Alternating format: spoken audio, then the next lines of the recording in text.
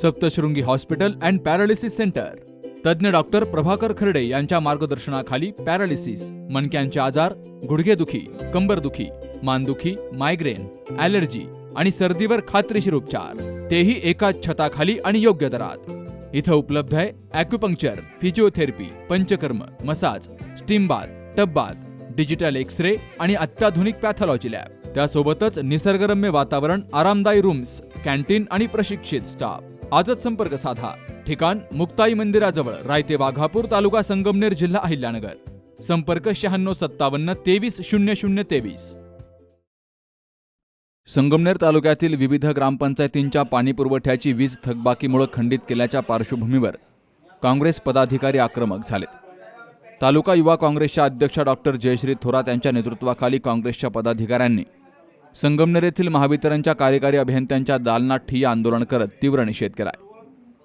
तालुक्यात सध्या प्रचंड उष्णता वाढली असून अनेक ग्रामपंचायतींमध्ये सरपंच नसल्यामुळे प्रशासकांमार्फत कारभार सुरू आहे. अशा परिस्थितीमध्ये थकबाकीच्या कारणावरून ग्रामपंचायतींच्या पाणीपुरवठ्याचा वीजपुरवठा खंडित केल्यामुळे नागरिकांना पिण्याच्या पाण्याच्या तीव्र टंचाईला सामोरं जावं लागतंय. सुकेवाडी, खांडगाव, वडगावपान, समनापूर, गुंजाळवाडी आदी गावातील सार्वजनिक पाणीपुरवठ्याचा वीज पुरवठा खंडित झाल्यामुळे पाणीपुरवठा बंद पडला असून नागरिकांची मोठी गैरसोय होतीये, असं डॉक्टर जयश्री थोरात यांनी म्हटलंय. आम्ही सगळेजण आपल्या संगमनेर तालुक्यामध्ये, म्हणजे सध्या तुम्ही जर बाहेर बघाल तर एवढी हीट वेव्ह आहे, एवढं हीट असताना सगळ्या ग्रामीण भागातल्या बऱ्याचशा ग्रामपंचायत आता तिथे सरपंच नसून प्रशासक आहे आणि पाणी पुरवठा योजना जी आहे ती बंद करण्यात आलेली आहे. मग ते सुकेवाडी असेल, खांडगाव असेल, बरेचसे गावं जे आहेत, समनापूर आहे, गुंजाळवाडी आहे, हे सगळ्या, वडगावपान आहे, या सगळ्या गावांमध्ये अतिशय कठीण परिस्थिती आहे. प्यायला पाणी नाही. म्हणजे आमच्या माता भगिनी ह्या खरंच घर कसं चालवायचं आणि कसं जगायचं, पाण्याशिवाय जीवन नाही हे आपल्या सर्वांना माहित आहे. आणि जर लाईट कनेक्शन तुम्ही फक्त ते थकबाकी असल्यामुळे तुम्ही जर कट करत असाल लाईट कनेक्शन, तर हे अतिशय चुकीचं आहे. तुम्ही सर्व, म्हणजे मोठ्या मोठ्या व्यापारी आणि मोठ्या मोठ्या बिझनेसमॅनचे इतके सारे टॅक्स माफ करतात, लाईट बिल माफ करतात, जे काय पाहिजे त्यांना ते माफ करतात, कारण ते तुम्हाला इलेक्शन मध्ये मदत करतात. पण तुम्ही आमच्या शेतकऱ्यांचं काहीच मदत करू शकत नाही. तर याच्यापेक्षा वाईट परिस्थिती सरकारची आणि आपल्या देशाची कधीच झाली नाही, कारण शेतकरी जे आहे हे आपल्या देशाची मुळं आहेत. आणि जर हे शेतकरी जर त्यांना एवढा त्रास होत असेल तर देश कसा वाढणार आहे?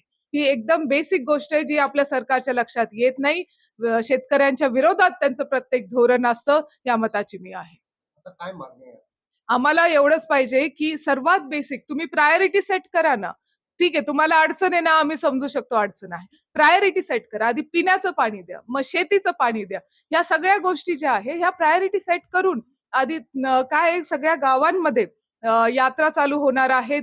सगळे नातेवाईक सगळीकडनं येत असतात, सगळे गावकरी जे बाहेर असतात ते येत असतात आणि सगळ्यांना माहिती आहे की किती मोठ्या यात्रा आपल्या संगमनेर तालुक्यामध्ये होत असतात.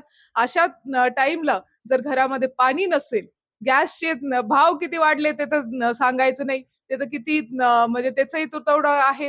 म्हणजे प्रत्येक माणसाचं इथे नुकसान जे आहे ते होतंय. मानसिक तणाव आणि ह्या सगळ्या गोष्टींना कारणीभूत कोण, हा प्रश्न मला विचारायचा आहे.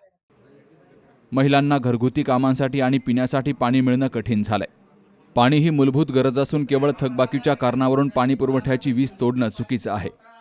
मोठ्या उद्योगपतींचे कर माफ केले जातात, वीज बिलं माफ केले जातात, मात्र शेतकरी आणि ग्रामीण भागातील नागरिकांना मूलभूत सुविधांसाठी संघर्ष करावा लागतोय. ही अत्यंत दुर्दैवी बाब असल्याचं डॉक्टर जयश्री थोरात यांनी म्हटलंय. वारंवार लाईट जाते, कधी कधी दिवस दिवस लाईट नसते. ह्या सगळ्या गोष्टी ज्या आहे ह्या अतिशय म्हणजे त्रास देणाऱ्या, आणि आम्हाला सगळ्यांना, कुठे पेशंट असतात, मुलांची 10वी 12वीची परीक्षा चालू आहेत, सगळ्याच गोष्टी ज्या आहेत त्या अफेक्ट होत आहेत. जर करोना एमर्जन्सी होती तर आत्ताचा काळ सुद्धा एमर्जन्सी आहे, हे समजून शासनाने आणि प्रशासनाने पाऊल उचलले पाहिजे. तालुक्यामध्ये वारंवार वीज पुरवठा खंडित होत असून काही ठिकाणी दिवसेंदिवस वीज गायब असते. सध्या परीक्षा सुरू असल्यामुळे वीज पुरवठा सुरळीत राहणं अत्यंत महत्त्वाचं आहे, कारण यामुळे विद्यार्थ्यांचं मोठं नुकसान होतंय, असंही डॉक्टर जयश्री थोरात यांनी म्हटलंय. या संदर्भात महावितरणचे कार्यकारी अभियंता प्रदीप वट्टमवार यांच्याकडे तातडीने मार्ग काढण्याची मागणी करण्यात आली आहे. एका बाजूने शासनाने खरं तर वास्तविक हा प्रश्न एक असा महत्वाचा विषय आहे की ज्या ग्रामपंचायतींवर प्रशासक आलेला आहे त्या ग्रामपंचायतीला माननीय उच्च न्यायालयाने कुठल्याही प्रकारचे आर्थिक व्यवहार करू नये असा आदेश दिलेला असताना एकीकडं आर्थिक व्यवहार करायची बंदी असताना दुसरीकडे आर्थिक व्यवहारातून लाईट बिल भरलं नाही म्हणून पिण्याच्या पाण्याचं कनेक्शन जुलमी पद्धतीनं या ठिकाणी कट करण्यात आलेलं आहे. उन्हाळ्याचा अत्यंत तीव्र उन्हाळा असल्या कारणानं या ठिकाणी नागरिकांची जी हालापेष्ट होत आहे त्यासाठी आमच्या नेत्या जयश्रीताई थोरात, त्याचप्रमाणे अजय फटांगरे आणि नामदार बाळासाहेब थोरात यांच्या नेतृत्वाखाली आम्ही न्याय्य मागणीसाठी या ठिकाणी बसले. जोपर्यंत कनेक्शन पुन्हा जोडण्याचे आदेश या ठिकाणी देण्यात येणार नाही तोपर्यंत आमच्यापैकी कोणताही नागरिक या ठिकाणाहून हलणार नाही. की शासनाच्या नियमाप्रमाणे ज्यांची थकबाकी आहे ते कनेक्शन्स आपण बंद करतो. फक्त सध्या शेती सोडून सगळे कनेक्शन बंद करण्यासाठी हा शासनाचा निर्णय आहे.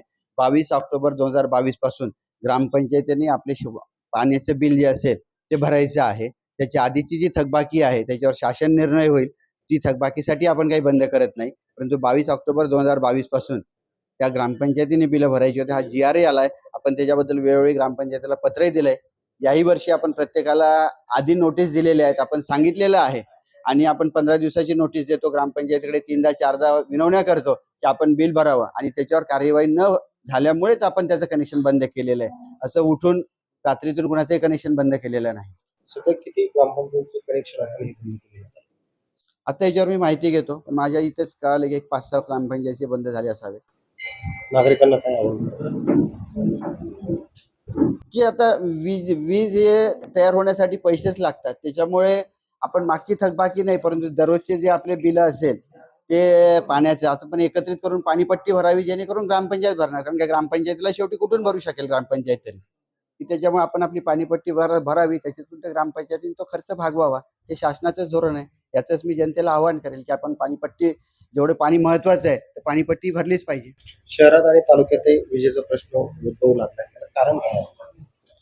तर शहरामध्ये तर तशी आपली लाईट अगदी व्यवस्थित आहे. कुठे अतिशय प्रॉब्लेम असेल एखाद्या दुसऱ्या ठिकाणी आपण तिथे नवीन ट्रान्सफॉर्मर बसवले. मागील 2-3 महिन्यातच आपण इथं आल्यानंतर मला वाटते आपण 3 ट्रान्सफॉर्मर 100च्या जागी 200चे बसवले.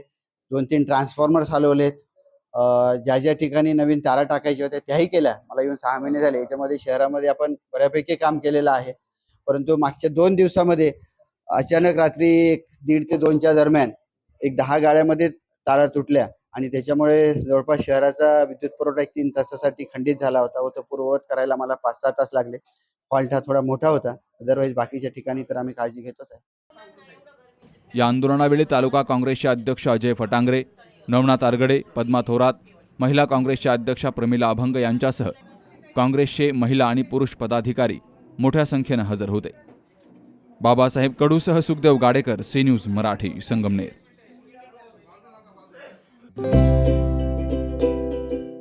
आता स्पष्ट आणि सुंदर दृष्टी मिळवा संदेश चष्मा घर सोबत. मोफत डोळे तपासणी, नवीन कलेक्शन, आकर्षक ऑफर्स आणि सवलती. नवीन अल्ट्रासोनिक मशीनद्वारे चष्म्याची लाईफ टाईम सर्व्हिसिंग फ्री. डोळ्यांचा नंबरचा चष्मा अर्जंट बनून मिळेल. उत्तम दर्जा आणि योग्य किंमत.